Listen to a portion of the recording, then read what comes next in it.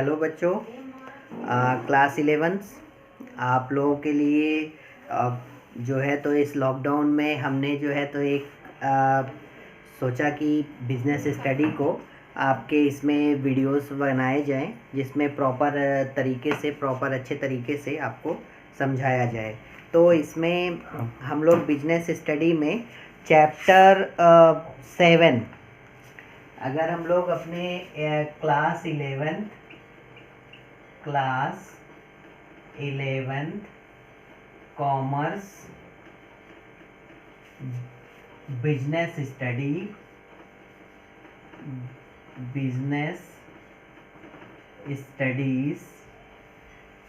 Studies में chapter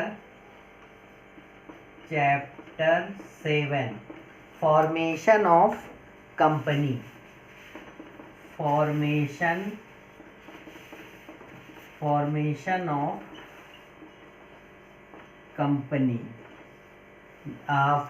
of companies में अगर हम लोग इस पे कुछ डिवाइडेशन करें, then introduction, there are some parts which are divided into some parts. Introduction, formation of company, formation of company, then promotion of a company,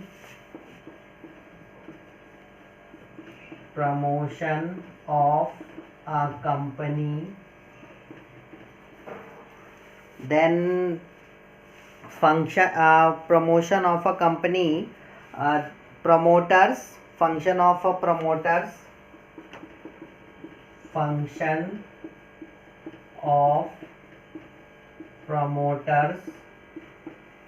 function of promoters में if it is further divided into some parts, इसको आगे अगर divide करें तो identification of business opportunity, identification of business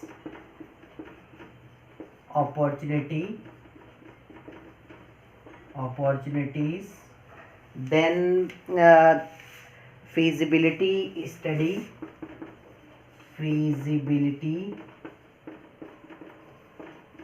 studies, then technical feasibility,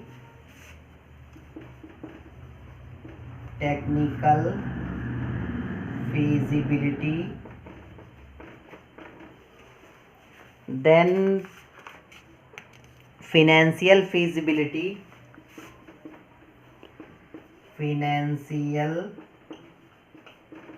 feasibility, economical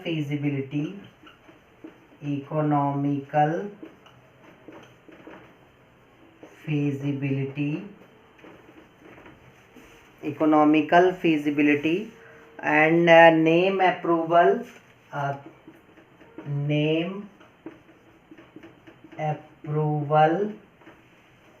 then name approval, fixing up signatories to the memorandum of association, fixing of signatories for MOM, memorandum of association, MOA, फिर appointment of professional,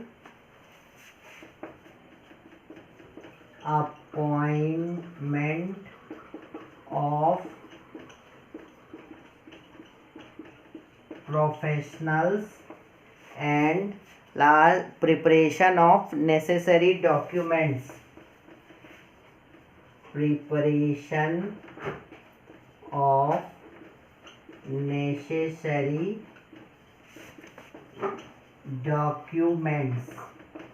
okay guys, यहाँ पे हम लोग जो है तो formation of company इसको देखेंगे कि how to form a company.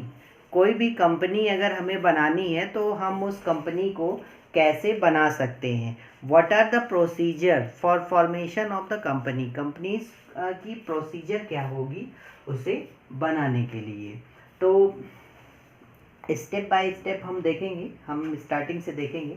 Introduction अगर हम देखते हैं तो देखिए इस इंट्रोडक्शन में कोई भी हमें जो है तो मॉडर्न बिजनेस जो है in this time modern business required a huge capital और लार्ज अमाउंट ऑफ मनी। जो मॉडर्न बिजनेस है वो बहुत ज़्यादा उसे कैपिटल चाहिए, बहुत ज़्यादा उसे मनी चाहिए। और and due to increasing the competition and fast changing technology environment, changing technology environment और एलिमेंट्स ऑफ रिस्क इंक्रीजिंग। तो अगर हम देखें कि मॉडर्न टाइम पे हमें बहुत ज़्यादा कैपिटल चाहिए, मॉडर्न टाइम पे हमें जो है तो एक कंपटीशन है बिजनेस में, रिस्क है बिजनेस में, बहुत ज़्यादा हमें इसमें मनी इन्वेस्ट करनी है। तो ये सारी प्रॉब्लम्स को अगर हम देखते हैं, if we see these all problems, so there are some solutions for running a business. For running a business there is a solution. We have to form a one company. हमें एक company form करनी चाहिए। एक हम company form कर सकते हैं either private और लिमिटेड, आइदर प्राइवेट और लिमिटेड। ठीक है, प्राइवेट कंपनी को जब फॉर्म करेंगे तो उसके कुछ प्रोसीजर्स अलग होंगे, लिमिटेड कंपनीज़ के कुछ प्रोसीजर्स अलग होंगे, आगे हम लोग इसमें देखेंगे। तो इंट्रोडक्शन में यही है कि आपको जो है तो बहुत सारे बिजनेस में प्रॉब्लम्स जो है फेस करनी पड़ेगी, कैपिटल को लेके, मनी को लेके, कंपटीशन को लेके, टेक्नोलॉजी को लेके, इन्वायरमेंट को लेके, ठीक है, प्रोफेशनल्स को लेके कि आपके बिजनेस में कौन प्रोफेशनल्स आपको इसमें करेंगे, फंड्स को लेके, लिमिटेड कंपनी है, पब्लिक है, प्राइवेट बनानी है, आपको लिमिटेड कंपनी बनानी है, क्या क्या चीज़ें आप कैसे करेंगे, तो वो इस चैप्टर में आप जो है तो इसमें पढ़ेंगे।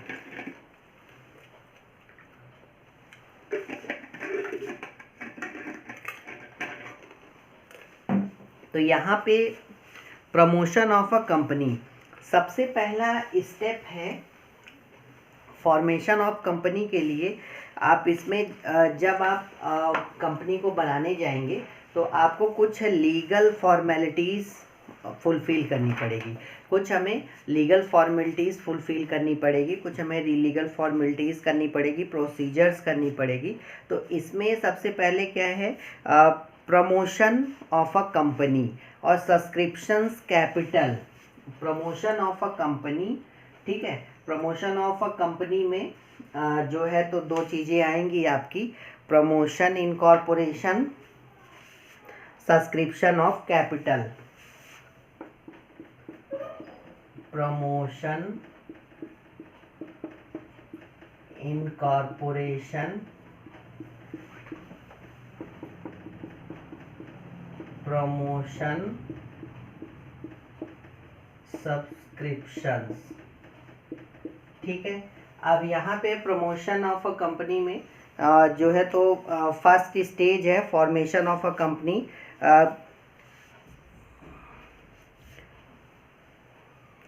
यहाँ पे जो प्रमोशन ऑफ अ कंपनी है उसमें सबसे पहले क्या है, कंसीविंग अ बिजनेस आइडियाज़। आपको बिजनेस आइडियाज़ लेने हैं, आपको कोई बिज़नेस करने के लिए एक आपको बिज़नेस आइडियाज़ आएगा, और जो आपको बिज़नेस आइडियाज़ आएगा तो आप उसको देखेंगे कि ये जो है तो इसका कोई एग्जिस्टेंस है, इस बिज़नेस को हम करते हैं तो हमें क्या प्रॉफिट होगा, हम इसे कर सकते हैं।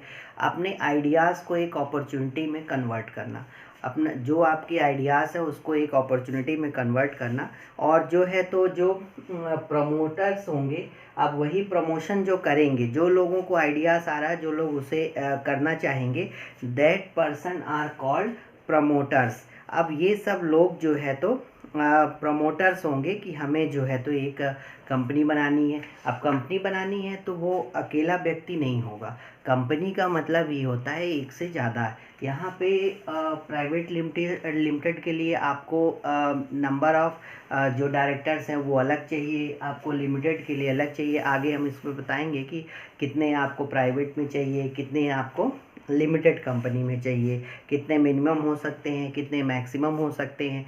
तो यहाँ पे हम लोग जैसे ही प्रमोशन करना है, जो आपको आइडिया आया है प्रमोशन इनकॉर्पोरेशन का मतलब क्या होता है कि you have to fulfil some legal formalities and procedure for formation of the company को फॉर्म करने के लिए आपको कुछ लीगल फॉर्मेलिटीज़ करनी है, कुछ आपको प्रोसीजर फॉलो करने हैं। ठीक है। तो जो लोग प्रमोशन करेंगे, जो लोग ऐसा जिनके मन में ऐसा आइडिया आएगा, वो सब मिलके एक कंपनी को फॉर्म करेंगे।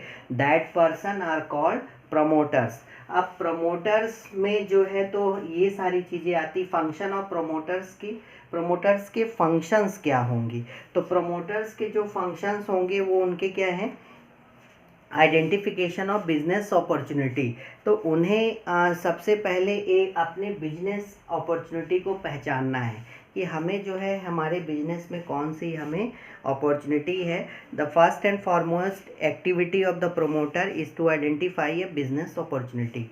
कि प्रमोटर्स का सबसे पहला काम है कि वो एक अपॉर्चुनिटी को पहचाने, एक वो चीज़ों को आइडेंटिफाई करे कि ये इस काम को करके हम एक अपॉर्चुनिटी गेन कर सकते हैं, इस काम को करके हम ये बिजनेस कर सकते हैं। तो उसका वो कौन सा प्रोडक्ट बनाएंगे, कौन सा चीज़ें, कौन सी मार्केटिंग करेंगे, क्या प्रोसीजर फॉलो करेंगे, किस में इन्वेस्ट करें तो किस में पोटेंशियल है, बहुत सारी चीज़ें वो उसको डिसाइड करेंगे। फिर फिजिबिलिटी स्टडी। अब आपने आइडिया तो बना लिया।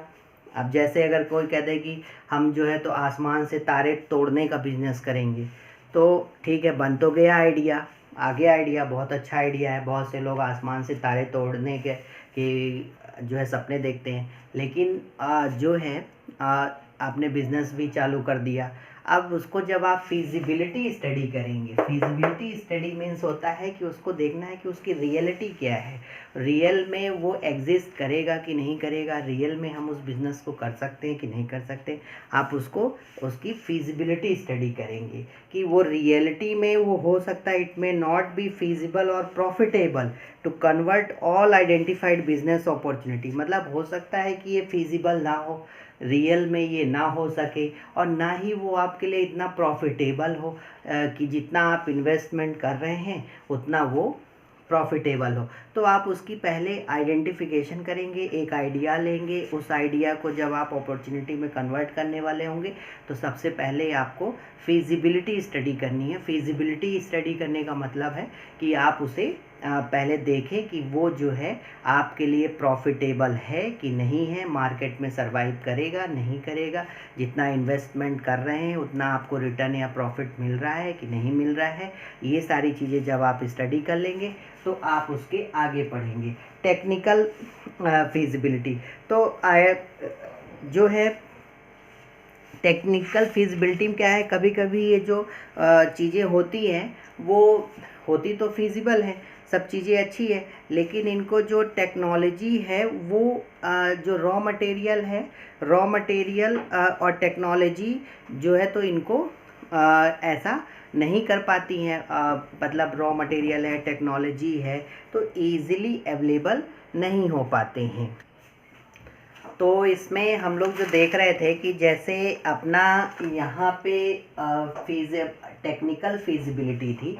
टेक्निकल फिजिबिलिटी में हमारे पास रॉ मटेरियल अवेलेबल है और टेक्नोलॉजी हमारी जो है तो ईज़िली अवेलेबल नहीं है। हमारे पास रॉ मटेरियल तो है पर टेक्नोलॉजी इज़ नॉट अवेलेबल। तो टेक्नोलॉजी नहीं है अवेलेबल, तो हम फिर क्या है कि रॉ मटेरियल अवेलेबल होने के बाद भी हम बहुत अच्छा नहीं कर सकते। तो हमको थोड़ा सा यहाँ पे टेक्निकल फिजिबिलिटी भी चेक करनी पड़ेगी कि हमारे यहाँ जो हमको रॉ मटेरियल भी अवेलेबल हो और हमें एक बेस्ट टेक्नोलॉजी भी अवेलेबल होनी चाहिए। अब इसके बाद जो है तो हमारा बिजनेस अपॉर्चुनिटी है, हमने आइडेंटिफाई कर लिया बिजनेस अपॉर्चुनिटी को। फिजिबिलिटी स्टडी भी कर लिया कि बहुत अच्छा बिजनेस है, अच्छा चल सकता है, अच्छा हो सकता है, अच्छा बिजनेस है। उसके बाद हमने टेक्निकल फिजिबिलिटी भी कर ली कि हमारे पास टेक्नोलॉजी भी बहुत अच्छी है, रॉ मटेरियल भी हमारे पास अवेलेबल है। अब इसके बाद नेक्स्ट हमारा आता है फिनेंशियल फिजिबिलिटी। फिनेंशियल फिजिबिलिटी में हम जो देखते हैं कि बिजनेस एक्टिविटी में हाउ मच रिक्वायर्ड फंड, जो प्रमोटर्स को ये देखना है कि फंड कितना रिक्वायर्ड है, इस बिजनेस अपॉर्चुनिटी में हमें कितना पैसा लगाना पड़ेगा, हमें कितना पैसा लगाना है, और वो हम जो है कैसे लाएंगे, वो पैसे हम कैसे अपने बिजनेस में लेके आएंगे, कहाँ से लेके आएंगे, लोन लेंगे, क्या करेंगे, कैसे करेंगे, वो सारी चीज़ें हमको जो है तो अपने फिनेंशियल फिजिबिलिटी में देखनी है। अब बहुत सारी चीज़ें जो है तो we are very good, we have very good opportunity, business opportunity, we are very good in feasibility study and technical study, technical feasibility, financial feasibility, everything are very good, but in economical feasibility it is not good. मतलब हमने जितना अपना investment किया, जितना हमें investment करना है, उस हिसाब से हमें रिटर्न की उम्मीद नहीं है, हमें ऐसा लग रहा है कि हमें उतना रिटर्न नहीं मिल पाएगा। तो हम फिर जो है तो ये सारी यहाँ पे हम इकोनॉमिकल फिजिबिलिटी में क्या चेक करेंगे कि हमारा जो है तो कितना प्रॉफिट होगा, प्रॉफिट कितना होगा, प्रॉफिट तो होगा नो डाउट, पर हमें कितना होगा, जितना हमने इन्वेस्टमेंट किया है उस हिसाब से हमें कितना होगा। अब now we always studies in these areas before going to start your business. We always study these areas like feasibility study, technical feasibility, financial feasibility and economical feasibility. After this, if you are ready to start your business and if you are ready to start business, then you have to come in name approval. अब अगर आप यहाँ से ready हैं अपने business को start करने के लिए, तो अपने बिजनेस में अब आपको क्या करना है, अगर यहाँ सब कुछ सही है, सारी चीज़ें आपने स्टडी की और ये जो है तो सब कुछ सही है, तो अब आप आइए नेम अप्रूवल में। नेम अप्रूवल में नेम कैसा होना चाहिए, name should be unique, name unique होना चाहिए, जो किसी दूसरे नाम से मैच ना करे। मतलब इंडिया में जितनी भी कंपनीज बनी होंगी उन कंपनीज के सबके यूनिक नाम हैं, एक नाम की दो कंपनी नहीं हो सकती। और आपको अपने जो नाम भी हमें चूज़ करने हैं वो एक नाम नहीं, कम से कम 4 नाम, 5 नाम, 4, 5, 10, 20 ऐसे जो है तो हम उसे नेम चूज़ करेंगे। और नेम में आपका वर्क रिफ्लेक्ट होना चाहिए, जो आप काम करने वाले हों तो उसके नाम के साथ रिफ्लेक्ट होना चाहिए, ठीक है। ज़रूरी नहीं कि जो आपने नाम सेलेक्ट किया है वो सेलेक्ट ही हो जाए, इसलिए आपको 2-4 नाम अल्टरनेट नेम चूज़ करके रखना पड़ेगा। नेम अप्रूवल भी बहुत इम्पोर्टेंट सेक्शन है। आजकल तो इतनी कंपनी रजिस्टर्ड हो गई हैं कि आप एक बार में अपने नाम सेलेक्ट कर ही नहीं सकते हैं। आप उसमें सॉफ्टवेयर में नाम लिखेंगे, बाद में रिजेक्ट हो के आ जाएगा, आपको फिर से चुनना है, फिर से चूज़ करना है, इस तरह से। तो नेम भी जो है तो पहले से आप तैयार रखें कि अगर हमारा ये नाम सेलेक्ट नहीं होगा तो हम इसे करेंगे, इसे करेंगे, इसे करेंगे, ठीक है। फिर अगर आपका नेम अप्रूवल हो जाता है, then fixing of signatories for MOA, memorandum of association. एक स्टार्टिंग में जब कंपनी फॉर्मेशन करते हैं तो मेमोरेंडम ऑफ एसोसिएशन बनाने पड़ते हैं। तो मेमोरेंडम ऑफ एसोसिएशन बनाने के लिए आपको सिग्नेटरीज की रिक्वायरमेंट होती है। तो डायरेक्टर, कितने डायरेक्टर हैं, सपोज़ मान लीजिए कि आपके बिजनेस में 10 डायरेक्टर हैं, 20 डायरेक्टर्स हैं, तो कौन उसमें सिग्नेचर करेगा, जो आप मेमोरेंडम ऑफ एसोसिएशन है उनमें कौन सिग्नेटरीज होगा, कौन उसमें सिग्नेचर करेगा, ये भी आपको पहले से देखना है। Promoters have to decide about the members who will be signing the memorandum of association. जो प्रमोटर्स होंगे वो ये डिसाइड करेंगे कि कौन कौन हमारे कंपनी के मेंबर्स जो है मेमोरेंडम ऑफ एसोसिएशन में सिग्नेचर करेंगे। देन अपॉइंटमेंट ऑफ प्रोफेशनल्स, जो अब ये सारी चीज़ें हो गई, तो फिर आपको प्रोफेशनल्स अपॉइंट करने हैं जो आपके बिजनेस को रन करेंगे। जो देखिए यहाँ पे एक चीज़ ये भी समझना है कि हाँ, ओनर कौन है, प्रोफेशनल्स कौन है। ओनर में be employee of the company, जो ओनर है वो कंपनी का एम्प्लॉय भी हो सकता है, और ज़रूरी नहीं है कि ओनर को एम्प्लॉय होना है। नहीं होना है तो वो प्रोफेशनल्स को हायर कर सकता है, वो एम्प्लॉयज़ को हायर कर सकता है, और जैसे वो एम्प्लॉयज़ को हायर कर लेगा तो उसकी कंपनी, उसका बिजनेस जो है तो वो प्रोफेशनल चलाएगा। स्कूलों में भी आप देखते हैं कि जो स्कूल के ओनर होते हैं जनरली वो स्कूल नहीं चलाते हैं, प्रिंसिपल्स होते हैं, डायरेक्टर्स होते हैं। जो प्रिंसिपल्स होते हैं जनरली अपने स्कूल के प्रिंसिपल्स होते हैं, वो लोग स्कूल को रन करते हैं, ठीक है। जो ओनर लोग होते हैं वो मैनेजमेंट पर्सन हैं, वो पॉलिसीज़ वगैरह बनाते हैं और वो स्कूल को रन नहीं करते। तो इस तरह से कंपनी में भी क्या करना है, हमको प्रोफेशनल्स को अपॉइंट करना है कि हमारी कंपनी का उसे कौन चलाएगा, ठीक है। फिर जब अपॉइंटमेंट भी हो जाए तो प्रिपरेशन ऑफ नेसेसरी डॉक्यूमेंट्स। अब यहाँ तक जब बातें ख़त्म हो गई तो हमें फिर सारे नेसेसरी डॉक्यूमेंट्स प्रिपेयर करने हैं। अब जो हमें डॉक्यूमेंट्स रिक्वायर्ड होंगे वो कौन कौन से डॉक्यूमेंट्स रिक्वायर्ड होंगे,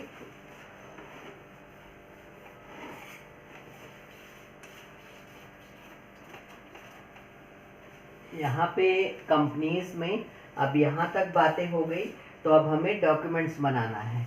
अब डॉक्यूमेंट्स बनाना है तो required documents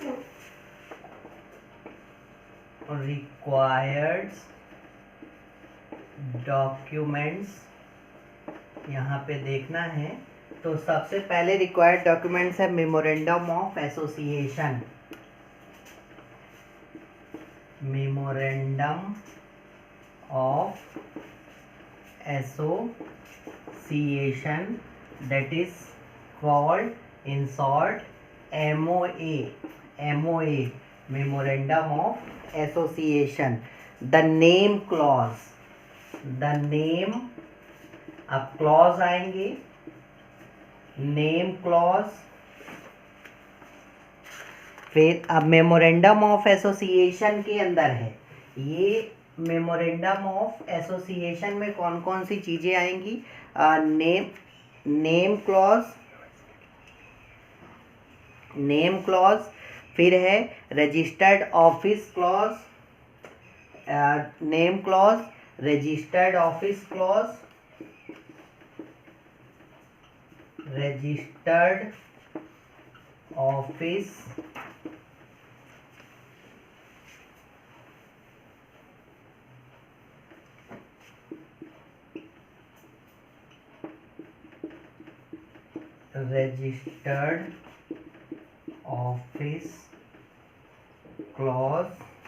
registered office clause, फिर है लायबिलिटी क्लॉज,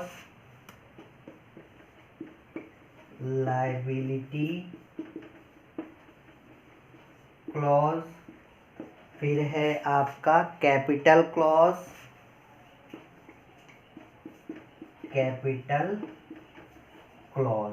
अब ये स्टूडेंट्स इनको जो है तो ध्यान में रखिएगा कि मेमोरेंडम ऑफ एसोसिएशन में हमारी कौन कौन सी चीज़ें आती है।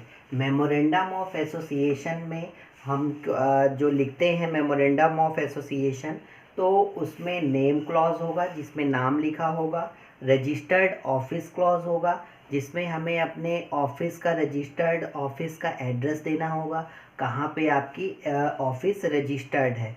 देन आपको लायबिलिटी क्लॉज में आपको ये बताना पड़ेगा कि आपकी लायबिलिटीज़ कैसी है, लिमिटेड ऑफ द मेंबर्स है या आपकी limited of the share holders है। मतलब कि आपके मेंबर्स में ही आपकी लायबिलिटी लिमिटेड है कि आपके शेयर होल्डर्स के साथ आपकी लायबिलिटीज़ है, ठीक है। मतलब शेयर होल्डर्स के साथ लिमिटेड है कि आपके मेंबर्स के साथ है। मतलब आप प्राइवेट बना रहे होंगे तो ऑब्वियसली जो है तो मेंबर्स के साथ होगी, और अगर आप लिमिटेड कंपनी बना रहे होंगे तो शेयर होल्डर्स के साथ होगी। कैपिटल क्लॉज में आपको ये बताना है कि आपको कितना कैपिटल अपने बिजनेस में इंट्रोड्यूस करना है, कितना कैपिटल आपको इंट्रोड्यूस करना है। ठीक है, कितना कैपिटल आप रखेंगे तो कैपिटल में कितना आपका ऑथराइज कैपिटल रहेगा, पेड अप कैपिटल रहेगा। ठीक है, तो ऑथराइज कैपिटल कितना है, पेड अप कैपिटल कितना है, कितना आप इशू कर रहे हैं, सब्सक्रिप्शंस कितना इशू कर रहे हैं, तो ये सारी चीज़ें यहाँ पे आप कैपिटल क्लॉज में देंगे। ठीक है, इसके बाद आपका बनता है B number, article of association. ये कंपनी के बहुत ही इम्पोर्टेंट डॉक्यूमेंट्स होते हैं जो कि सबके होंगे। और कुछ नेक्स्ट है second number, articles of association, that is called AOA in short. इसको हम एओए कहते हैं शॉर्ट में। इसमें क्या होता है, consent of proposed director, consent of proposed director. ठीक है, सेकंड है आपका एग्रीमेंट, एग्रीमेंट। थर्ड है आपका स्टैचुरी डिक्लेरेशन, डिक्लेरेशन। फिर नेक्स्ट है receipt of payment of fees, receipt of payment of fee. Statutory declaration में क्या है, लीगल रिक्वायरमेंट्स है आपकी जो भी रजिस्ट्रेशंस की।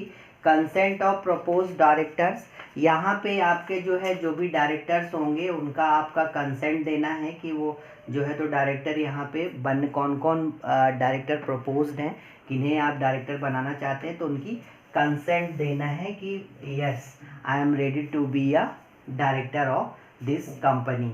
ठीक है, और उनके साथ उनका एग्रीमेंट्स, एक एग्रीमेंट्स देना होगा कि हम इस कंपनी के साथ जो है तो बाइंड हो रहे हैं और हम इस कंपनी के डायरेक्टर बन रहे हैं। यहीं पे स्टैचुरी डिक्लेरेशन होगा, यूटी। तो यहाँ पे आप जो है तो स्टैचुरी डिक्लेरेशन देंगे, एक लीगल जो है तो रिक्वायरमेंट होगी कि हम यहाँ पे एज अ डायरेक्टर अपॉइंट हो रहे हैं। और फिर इसके बाद एक आपकी मिनिस्ट्री ऑफ कॉरपोरेट अफेयर्स होगा।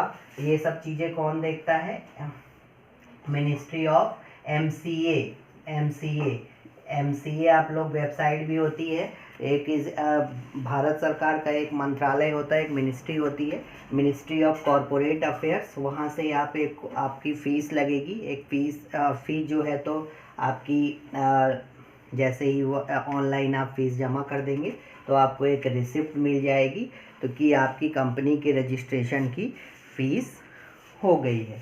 ठीक है, तो ये हमारा it is all about part A है, पार्ट ए है which is covered in NCERT.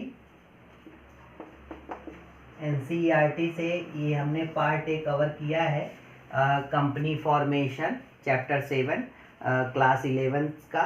अब इसके जो आगे के वीडियोस होंगे वो हम नेक्स्ट लेक्चर में देखेंगे। Okay, thank you.